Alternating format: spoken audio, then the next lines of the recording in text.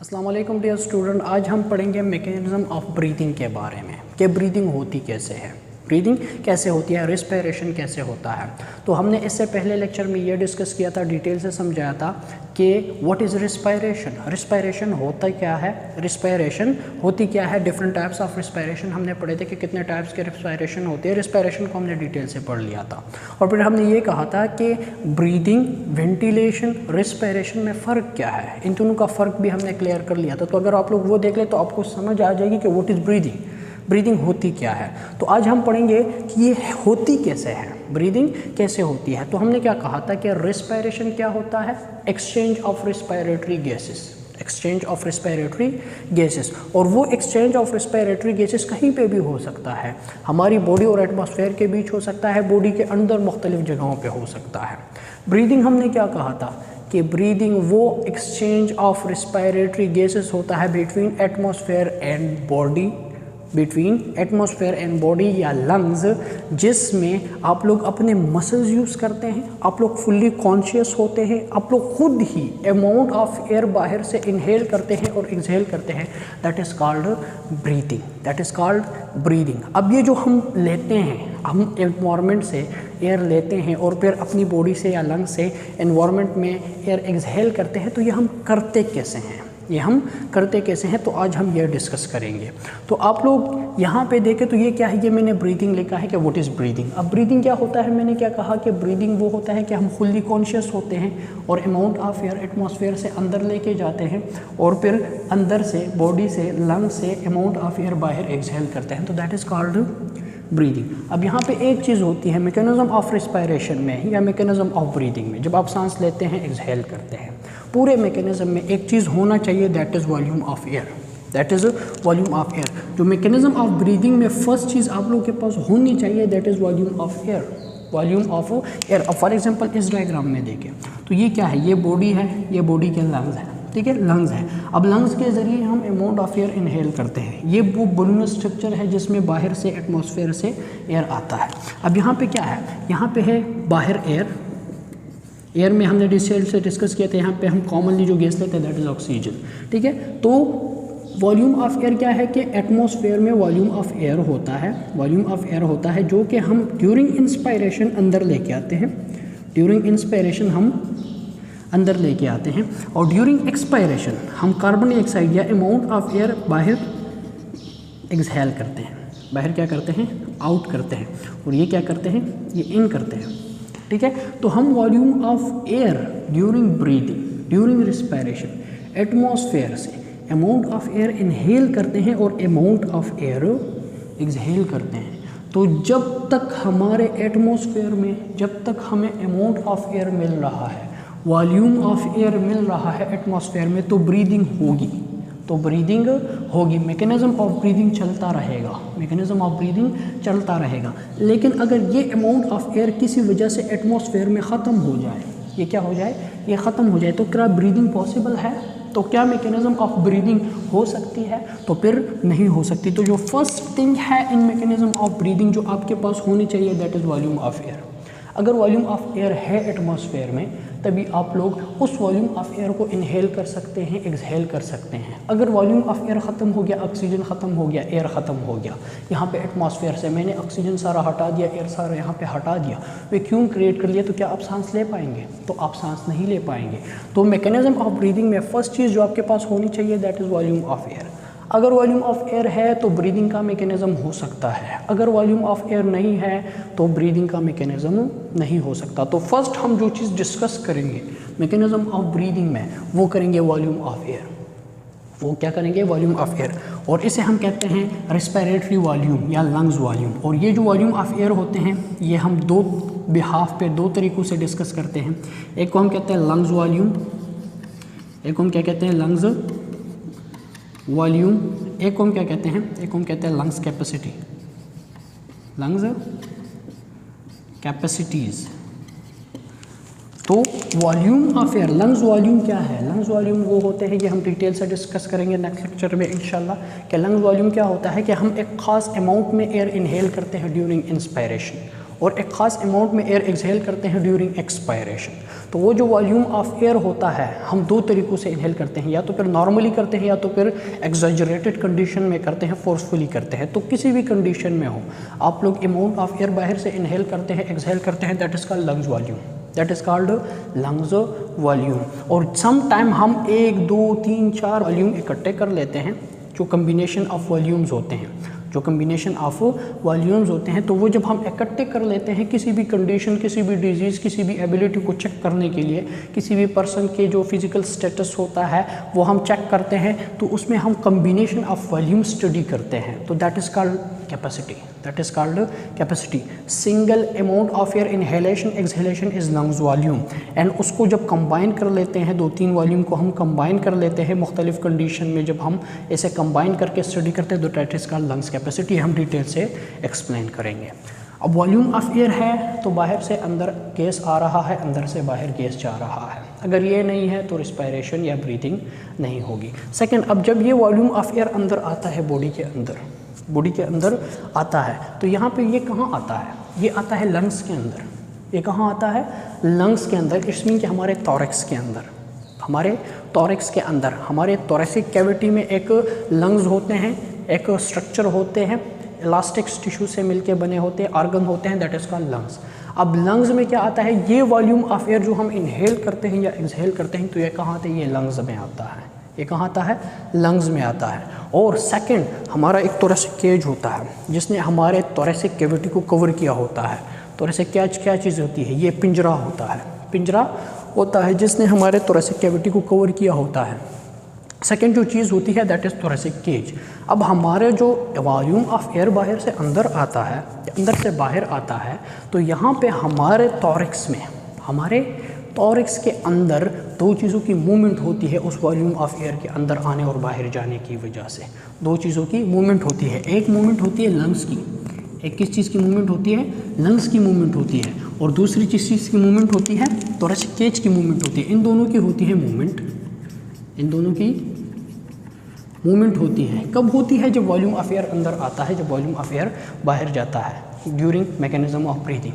तो इन दोनों की जब मूवमेंट होती है तब भी आप लोगों का वॉल्यूम ऑफ एयर अंदर आ सकता है, वॉल्यूम ऑफ एयर बाहर जा सकता है।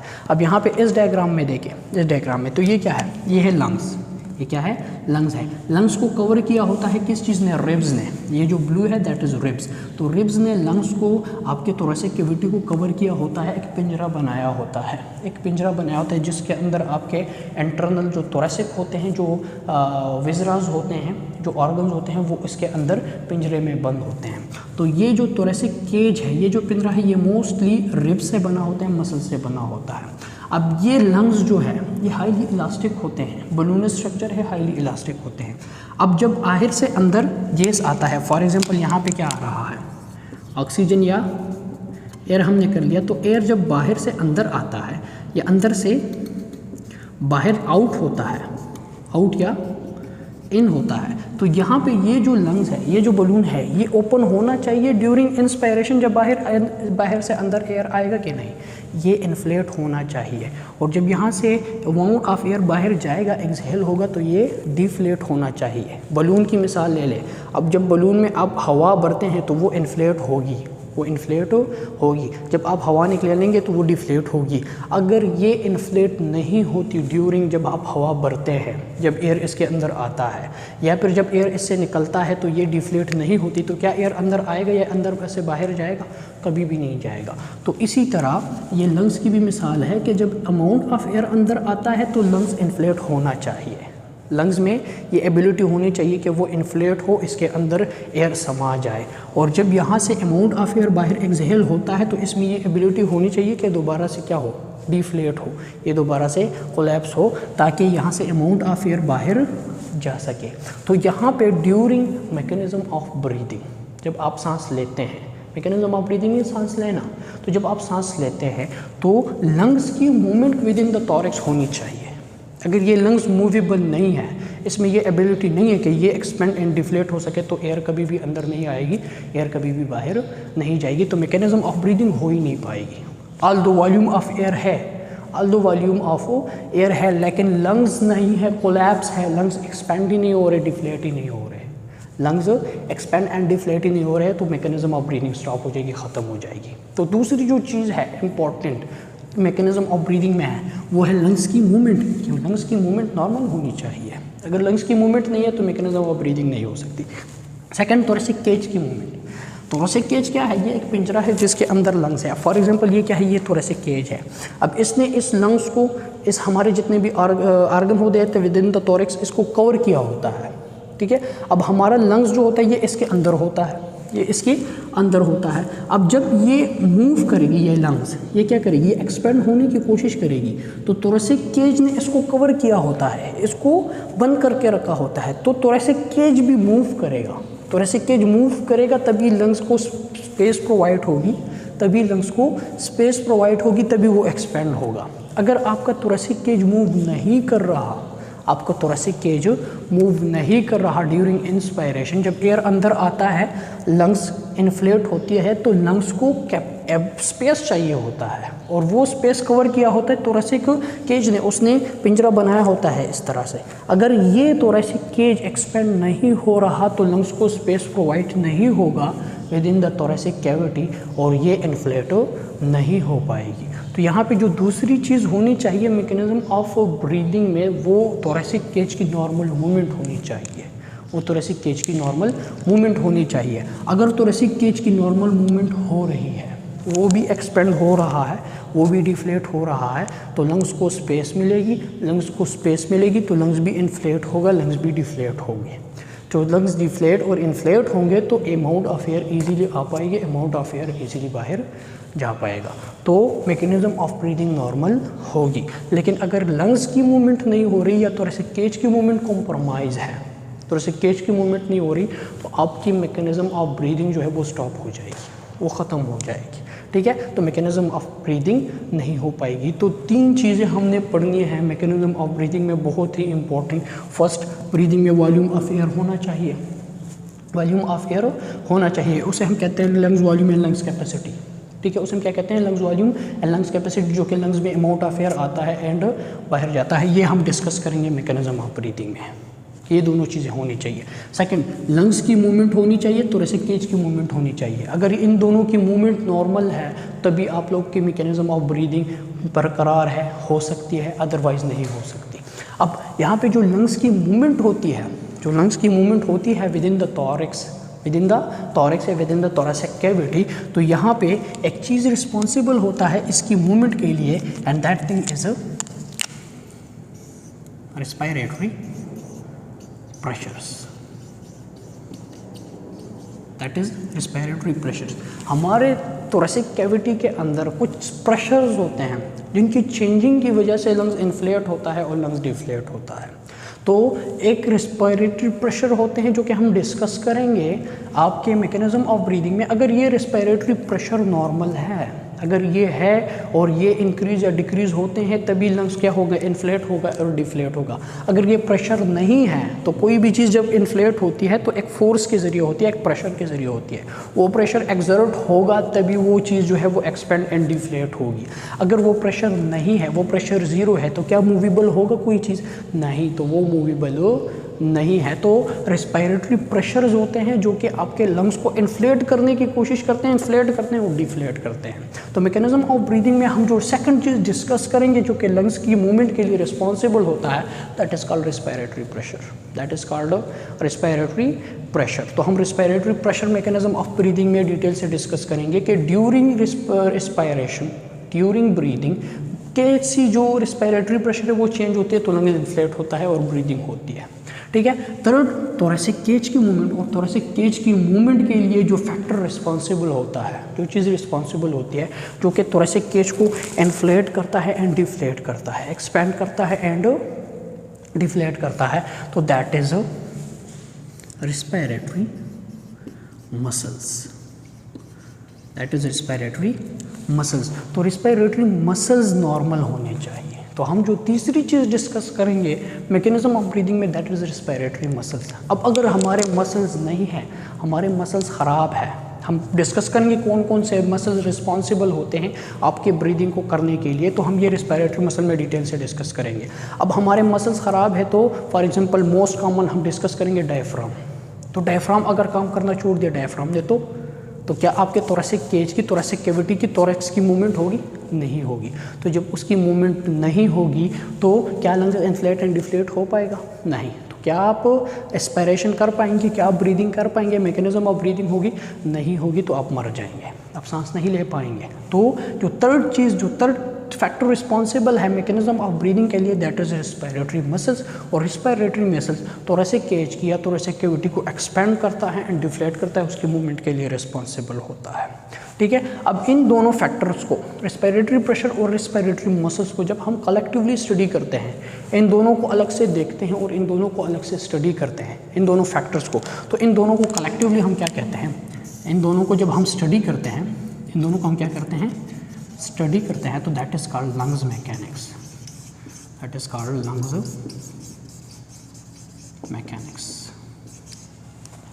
तो हम पूरे मैकेनिज्म ऑफ ब्रीदिंग में क्या स्टडी करेंगे? हम पूरे मैकेनिज्म ऑफ ब्रीदिंग में वॉल्यूम ऑफ एयर स्टडी करेंगे, सेकंड रेस्पिरेटरी प्रेशर स्टडी करेंगे, रेस्पिरेटरी मसल स्टडी करेंगे।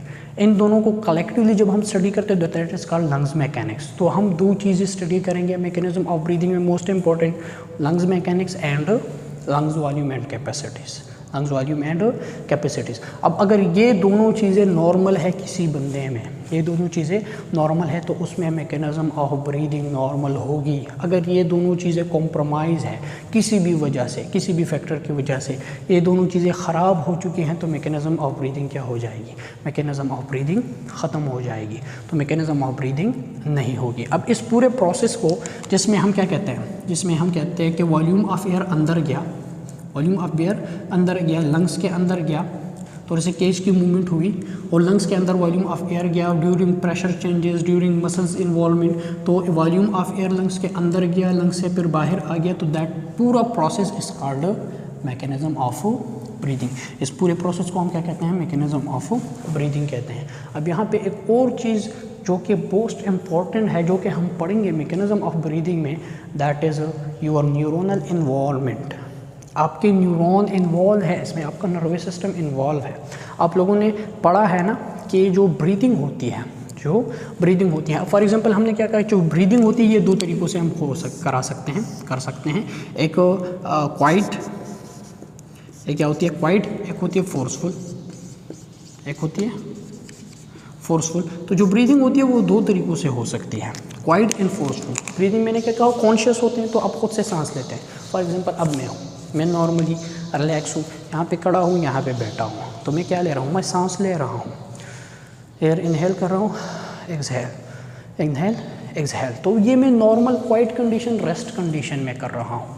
अमाउंट ऑफ एयर ले रहा हूँ, अमाउंट ऑफ एयर एक्सहेल कर रहा हूँ, वॉल्यूम ऑफ एयर अंदर जा रहा है, वॉल्यूम ऑफ एयर बाहर जा रहा है, लंग्स की मूवमेंट हो रही है, थोरैसिक केज की मूवमेंट हो रही है, सब कुछ हो रहा है, मैकेनिज्म ऑफ ब्रीदिंग हो रहा है, लेकिन क्वाइट कंडीशन में हो रहा है, लेकिन क्वाइट कंडीशन में हो रहा है। एक मैं भाग रहा हूँ, किसी स्ट्रेसफुल कंडीशन में हूँ, तो मैं क्या करूँ? तो उस वक्त भी वॉल्यूम ऑफ एयर जा रहा है मेरे बॉडी के अंदर, बाहर जा रहा है, मैकेनिज्म ऑफ ब्रीदिंग हो रही है, लंग्स इन्फ्लेट डिफ्लेट हो रहा है, थोरैसिक केज इन्फ्लेट डिफ्लेट हो रहा है, लेकिन फोर्सफुल कंडीशन में हो रहा है, एग्जैजरेटेड कंडीशन में हो रहा है। तो दो तरीक़ों से ब्रीदिंग हो सकती है, quite breathing and forceful breathing. अब चाहे क्वाइट ब्रीदिंग हो चाहे फोर्सफुल ब्रीदिंग हो, यहाँ पे आपके नर्वस सिस्टम इन्वॉल्व होता है, आपका नर्वस सिस्टम इन्वॉल्व होता है। अब चाहे क्वाइट ब्रीदिंग हो चाहे फोर्सफुल ब्रीदिंग हो, ये आपके कंट्रोल में नहीं भी होता और समटाइम आपके कंट्रोल में होता भी है। आप लोगों ने पढ़ा है जो ब्रीदिंग होती है, जो रेस्पिरेशन होती है, जो कि हम खुद से करते हैं, तो वो 2 in 1 है, वो 2 in 1 है। ये हमारे कंट्रोल वॉलंटियर भी है, हमारे अंडर कंट्रोल भी है, लेकिन कुछ देर के लिए, और हमारे कंट्रोल में नहीं भी है। फॉर एग्जांपल, अब मैं अगर सांस रोक रहा हूँ, मैंने सांस रोक लिया 1 मिनट 30 सेकंड 45 सेकंड 1.5 मिनट, तो जितनी मेरी एबिलिटी है मैं इसे रोक सकता हूँ, मैं रोक सकता हूँ, ठीक है, मैं रोक सकता हूँ। तो इट्स मीन कि ये मेरे कंट्रोल में है, इट्स मीन कि ये मेरे कंट्रोल में है, मैं इसे कंट्रोल कर सकता हूँ।